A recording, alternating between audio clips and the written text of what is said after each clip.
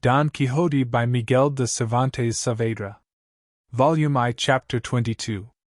Of the freedom Don Quixote conferred on several unfortunates who against their will were being carried where they had no wish to go.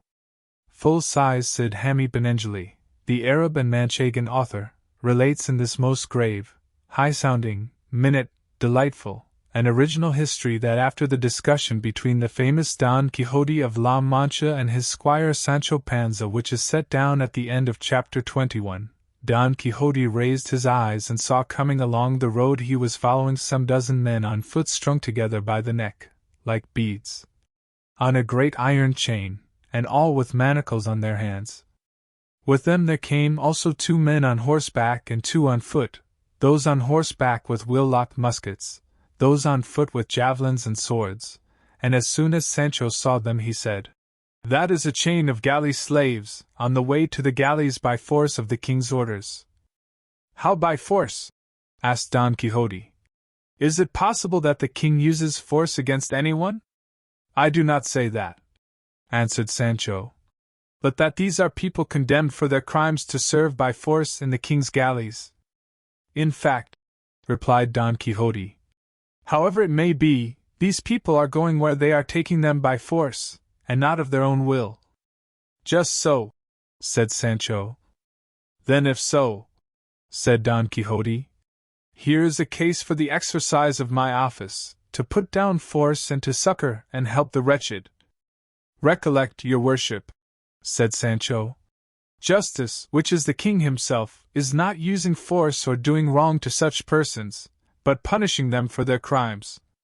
The chain of galley slaves had by this time come up, and Don Quixote in very courteous language asked those who were in custody of it to be good enough to tell him the reason or reasons for which they were conducting these people in this manner. One of the guards on horseback answered that they were galley slaves belonging to his Majesty, that they were going to the galleys, and that was all that was to be said and all he had any business to know. "Full size. Nevertheless," replied Don Quixote, "I should like to know from each of them separately the reason of his misfortune." To this he added more to the same effect to induce them to tell him what he wanted so civilly that the other mounted guards said to him, "Though we have here the register and certificate of the sentence of every one of these wretches, this is no time to take them out or read them. Come and ask themselves. They can tell if they choose, and they will, for these fellows take a pleasure in doing and talking about rascalities." With this permission, which Don Quixote would have taken even had they not granted it, he approached the chain and asked the first for what offences he was now in such a sorry case. He made answer that it was for being a lover. "For that only?" replied Don Quixote. "Why, if for being lovers they sent people to the galleys I might have been rowing in them long ago." "The love is not the sort your worship is thinking of," said the galley slave. "Mine was that I loved a washerwoman's basket of clean linen so well, and held it so close in my embrace, that if the arm of the law had not forced it from me, I should never have let it go of my own will to this moment.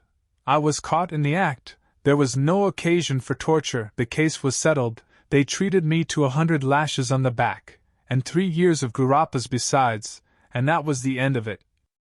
"What are gurapas?" asked Don Quixote. "Gurapas are galleys," answered the galley slave, who was a young man of about 24, and said he was a native of Piedrahita. Don Quixote asked the same question of the second, who made no reply, so downcast and melancholy was he, but the first answered for him, and said, "He, sir, goes as a canary, I mean as a musician and a singer." "What?" said Don Quixote. "For being musicians and singers are people sent to the galleys too?" "Yes, sir," answered the galley slave. "For there is nothing worse than singing under suffering." "On the contrary, I have heard say," said Don Quixote, "that he who sings scares away his woes." "Here it is the reverse," said the galley slave. "For he who sings once weeps all his life." "I do not understand it," said Don Quixote, but one of the guards said to him, "Sir, to sing under suffering means with the non-sancta fraternity to confess under torture. They put this sinner to the torture and he confessed his crime, which was being a cuatrero, that is a cattle stealer, and on his confession they sentenced him to 6 years in the galleys, besides 200 lashes that he has already had on the back, and he is always dejected and downcast because the ot.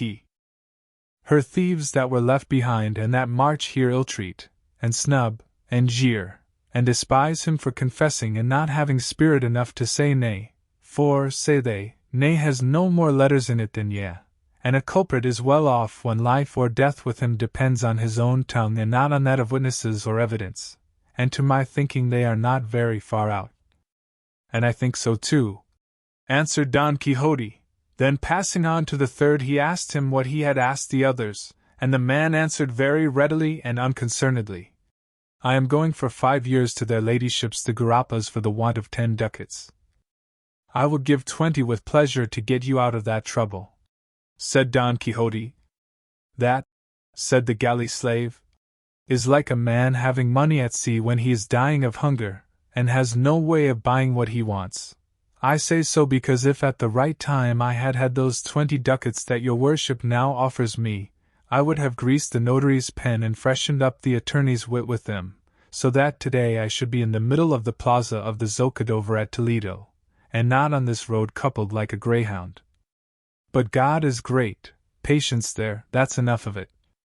Don Quixote passed on to the fourth, a man of venerable aspect with a white beard falling below his breast, who on hearing himself asked the reason of his being there began to weep without answering a word, but the fifth acted as his tongue and said, This worthy man is going to the galleys for 4 years, after having gone the rounds in ceremony and on horseback. That means, said Sancho Panza, as I take it, to have been exposed to shame in public.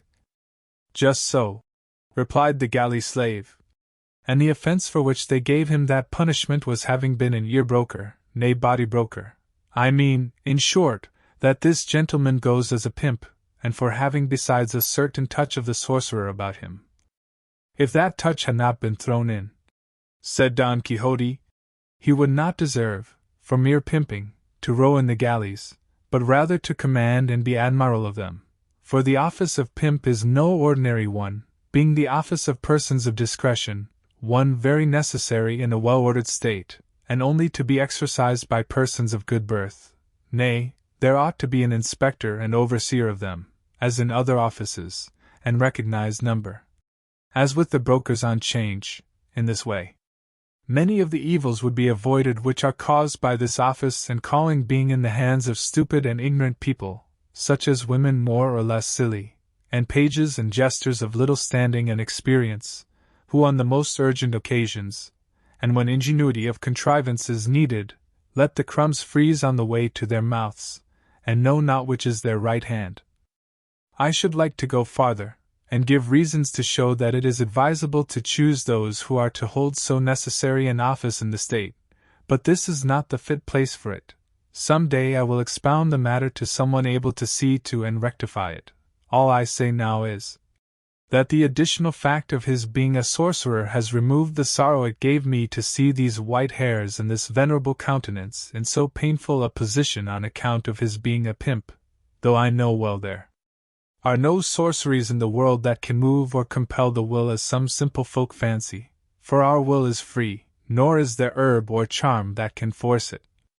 All that certain silly women and quacks do is to turn men mad with potions and poisons, pretending that they have power to cause love, for, as I say, it is an impossibility to compel the will.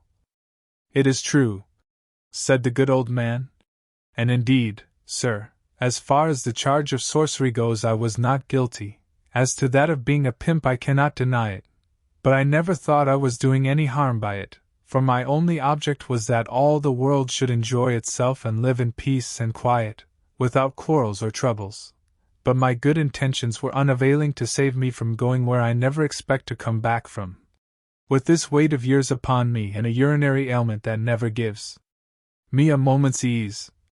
And again he fell to weeping as before, and such compassion did Sancho feel for him that he took out a reel of 4 from his bosom and gave it to him in alms. Don Quixote went on and asked another what his crime was, and the man answered with no less but rather much more sprightliness than the last one. I am here because I carried the joke too far with a couple of cousins of mine, and with a couple of other cousins who were none of mine. In short, I carried the joke so far with them all that it ended in such a complicated increase of kindred that no accountant could make it clear. It was all proved against me. I got no favor. I had no money. I was NEA. Having my neck stretched, they sentenced me to the galleys for 6 years. I accepted my fate. It is the punishment of my fault. I am a young man. Let life only last, and with that all will come right. If you, sir, have anything wherewith to help the poor, God will repay it to you in heaven, and we on earth will take care in our petitions to Him to pray for the life and health of your worship, that they may be as long and as good as your amiable appearance deserves. This one was in the dress of a student, and one of the guards said he was a great talker and a very elegant Latin scholar. Behind all these there came a man of 30, a very personable fellow, except that when he looked, his eyes turned in a little one towards the other. He was bound differently from the rest, for he had to his leg a chain so long that it was wound all round his body, and 2 rings on his neck, one attached to the chain, the other to what they call a keep friend or friend's foot, from which hung 2 irons reaching to his waist with 2 manacles fixed to them, in which his hands were secured by a big padlock, so that he could neither raise his hands to his mouth nor lower his head to his hands. Don Quixote asked why this man carried so many more chains than the others. The guard replied that it was because he alone had committed more crimes than all the rest put together, and was so daring and such a villain, that though they marched him in that fashion they did not feel sure of him, but were in dread of his making his escape. What crimes can he have committed? Said Don Quixote. If they have not deserved a heavier punishment than being sent to the galleys? He goes for 10 years, replied the guard, which is the same thing as civil death, and all that need be said is that this good fellow is the famous Gines de Passamont, otherwise called Ginesillo de Parapilla. Gently, Senor Commissary, said the galley slave at this. Let us have no fixing of names or surnames. My name is Gines, not Ginesillo, and my family name is Passamont, not Parapilla as you say. Let each one mind his own business, and he will be doing enough. Speak with less impertinence, master thief of extra measure, replied the commissary, if you don't want me to make you hold your tongue in spite of your teeth. It is easy to see, returned the galley slave. That man goes as God pleases, but someone shall know some day whether I am called Ginesillo de Parapilla or not. Don't they call you so, you liar? Said the guard. They do, returned Gines, but I will make them give over calling me so, or I will be shaved, where I only say behind my teeth. If you, sir, have anything to give us, give it to us at once, and God speed you, for you are becoming tiresome with all this inquisitiveness about the lives of others. If you want to know about mine, let me tell you I am Gines de Passamont, whose life is written by these fingers. He says true, said the commissary, for he has himself written his story as grand as you please, and has left the book in the prison in pawn for 200 reals. And I mean to take it out of pawn, said Gines, though it were in for 200 ducats. Is it so good? Said Don Quixote. So good is it, replied Gines, that a fig for Lazarillo de Tormes, and all of that kind that have been written, or shall be written compared with it. All I will say about it is that it deals with facts, and facts so neat and diverting that no lies could match them. And how is the book entitled? Asked Don Quixote. The Life of Gines de Passamont, replied the subject of it. And is it finished? Asked Don Quixote. How can it be finished? Said the other, when my life is not yet finished? All that is written is from my birth down to the point when they sent me to the galleys this last time. Then you have been there before? Said Don Quixote. In the service of God and the King I have been there for 4 years before now, and I know by this time what the biscuit and courbash are like, replied Gines, and it is no great grievance to me to go back to them, for there I shall have time to finish my book. I have still many things left to say, and in the galleys of Spain there is more than enough leisure, though I do not want much for what I have to write, for I have it by heart." "You seem a clever fellow," said Don Quixote. "And an unfortunate one," replied Gines, "for misfortune always persecutes good wit." "It persecutes rogues," said the commissary. "I told you already to go gently, master commissary," said Passamant. "Their lordships yonder never gave you that staff to ill-treat us wretches here, but to conduct and take us where his majesty orders you. If not, by the life of Nevermind, it may be that some day the stains made in the inn will come out in the scouring. Let everyone hold his tongue and behave well and speak better. And now let us march on, for we have had quite enough of this entertainment."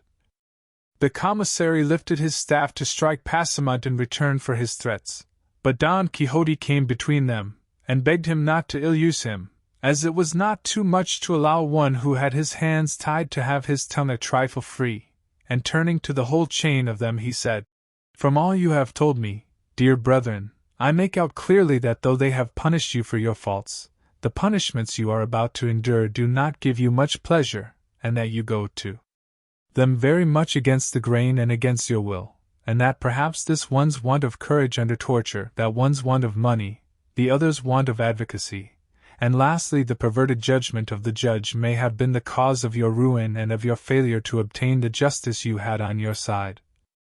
All which presents itself now to my mind, urging, persuading, and even compelling me to demonstrate in your case the purpose for which Heaven sent me into the world and caused me to make profession of the order of chivalry to which I belong, and the vow I took therein to give aid to those in need and under the oppression of the strong. But as I know that it is a mark of prudence not to do by foul means what may be done by fair, I will ask these gentlemen, the guards and commissary, to be so good as to release you and let you go in peace, as there will be no lack of others to serve the king under more favorable circumstances. For it seems to me a hard case to make slaves of those whom God and nature have made free. Moreover, sirs of the guard," added Don Quixote, "these poor fellows have done nothing to you. Let each answer for his own sins yonder. There is a God in heaven who will not forget to punish the wicked or reward the good, and it is not fitting that honest men should be the instruments of punishment to others, they being therein no way concerned. This request I make thus gently and quietly, that, if you comply with it, I may have reason for thanking you, and if you will not voluntarily, this lance and sword together with the might of my arm shall compel you to comply with it by force." "Nice nonsense," said the commissary. "A fine piece of pleasantry he has come out with at last. He wants us to let the king's prisoners go, as if we had any authority to release them, or he to order us to do so. Go your way, sir, and good luck to you. Put that basin straight that you've got on your head, and don't go looking for 3 feet on a cat." "'Tis you that are the cat, rat, and rascal," replied Don Quixote, and acting on the word he fell upon him so suddenly that without giving him time to defend himself he brought him to the ground sorely wounded with a lance thrust, and lucky it was for him that it was the one that had the musket. The other guards stood thunderstruck and amazed at this unexpected event, but recovering presence of mind, those on horseback seized their swords, and those on foot their javelins, and attacked Don Quixote, who was waiting for them with great calmness. And no doubt it would have gone badly with him if the galley slaves, seeing the chance before them of liberating themselves, had not effected it by contriving to break the chain on which they were strung. Such was the confusion, that the guards, now rushing at the galley slaves who were breaking loose, now to attack Don Quixote who was waiting for them, did nothing at all that was of any use.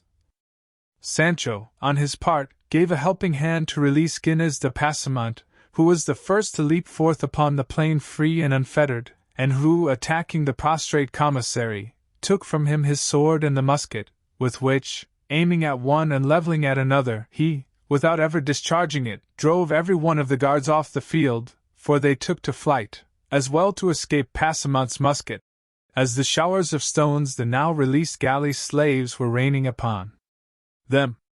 Sancho was greatly grieved at the affair, because he anticipated that those who had fled would report the matter to the Holy Brotherhood, who at the summons of the alarm bell would at once sally forth in quest of the offenders, and he said so to his master, and entreated him to leave the place at once, and go into hiding in the sierra that was close by. "That is all very well," said Don Quixote, "but I know what must be done now." And calling together all the galley slaves, who were now running riot, and had stripped the commissary to the skin, he collected them round him to hear what he had to say, and addressed them as follows. To be grateful for benefits received is the part of persons of good birth, and one of the sins most offensive to God is ingratitude. I say so because, sirs, ye have already seen by manifest proof the benefit ye have received of me, in return for which I desire, and it is my good pleasure that, laden with that chain which I have taken off your necks, ye at once set out and proceed to the city of El Toboso, and there present yourselves before the Lady Dulcinea del Toboso, and say to her that her knight, he of the rueful countenance, sends to commend himself to her, and that ye recount to her in full detail all the particulars of this notable adventure, up to the recovery of your longed-for liberty, and this done ye may go where you will, and good fortune attend you. Gines de Passamont made answer for all, saying, That which you, sir, our deliverer, demand of us, is of all impossibilities the most impossible to comply with, because we cannot go together along the roads, but only singly and separate, and each one his own way, endeavoring to hide ourselves in the bowels of the earth to escape the Holy Brotherhood, which, no doubt, will come out in search of us. What your worship may do, and fairly do, is to change this service and tribute as regards the Lady Dulcinea del Toboso for a certain quantity of Ave Marias and Credos which we will say for your worship's intention, and this is a condition that can be complied with by night as by day, running or resting, in peace or in war. But to imagine that we are going now to return to the flesh pots of Egypt, I mean to take up our chain and set out for El Toboso, is to imagine that it is now night though it is not yet 10 in the morning, and to ask this of us is like asking pears of the elm tree. Then by all that's good, said Don Quixote, now stirred to wrath, Don son of a bitch, Don Ginesillo de Parapillo, or whatever your name is, you will have to go yourself alone, with your tail between your legs and the whole chain on your back. Passamont, who was anything but meek, being by this time thoroughly convinced that Don Quixote was not quite right in his head as he had committed such a vagary as to set them free, finding himself abused in this fashion, gave the wink to his companions, and falling back they began to shower stones on Don Quixote at such a rate that he was quite unable to protect himself with his buckler. And poor Rocinante no more heeded the spur than if he had been made of brass. Sancho planted himself behind his ass, and with him sheltered himself from the hailstorm that poured on both of them. Don Quixote was unable to shield himself so well but that more pebbles than I could count struck him full on the body with such force that they brought him to the ground, and the instant he fell the student pounced upon him, snatched the basin from his head, and with it struck 3 or 4 blows on his shoulders, and as many more on the ground, knocking it almost to pieces. They then stripped him of a jacket that he wore over his armor, and they would have stripped off his stockings if his greaves had not prevented them. From Sancho they took his coat, leaving him in his shirt sleeves, and dividing among themselves the remaining spoils of the battle, they went each one his own way, more solicitous about keeping clear of the Holy Brotherhood they dreaded, than about burdening themselves with the chain, or going to present themselves before the Lady Dulcinea del Toboso. The ass and Rocinante, Sancho and Don Quixote, were all that were left upon the spot, the ass with drooping head, serious, shaking his ears from time to time as if he thought the storm of stones that assailed them was not yet over, Rocinante stretched beside his master, for he too had been brought to the ground by a stone, Sancho stripped, and trembling with fear of the Holy Brotherhood, and Don Quixote fuming to find himself so served by the very persons for whom he had done so much.